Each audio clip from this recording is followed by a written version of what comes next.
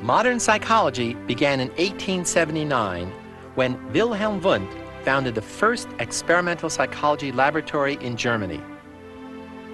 Wundt trained many young researchers who carried on the tradition of measuring reactions to experimental tasks, such as reaction times to sensory stimuli, attention, judgment, and word associations.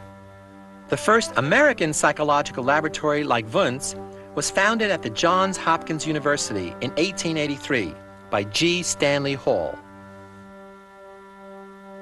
Hall, the first president of the American Psychological Association, introduced Sigmund Freud to the American public by translating Freud's General Introduction to Psychoanalysis. But 1890 may stand as the most significant date in psychology's youth. That's when William James published what many consider to be the most important psychological text of all time, Principles of Psychology. James was a professor of psychology at Harvard University, where he also studied medicine and taught physiology. James was interested in all the ways in which people interact with and adapt to their environment.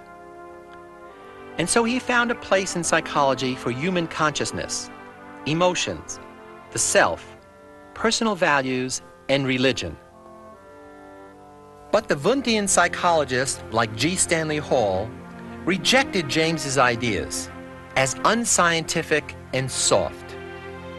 They argued that psychology should be patterned after the model of the physical sciences.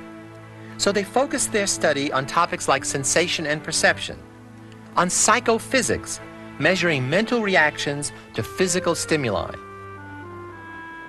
Later, they added investigations of how animals acquire conditioned responses and how humans memorize new information.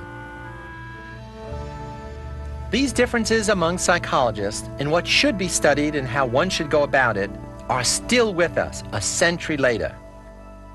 In the programs ahead, we'll need to adopt multiple perspectives, to be open to a range of theories, and to use a variety of research approaches, given the complexity of our subject matter, the brain, mind, and behavior.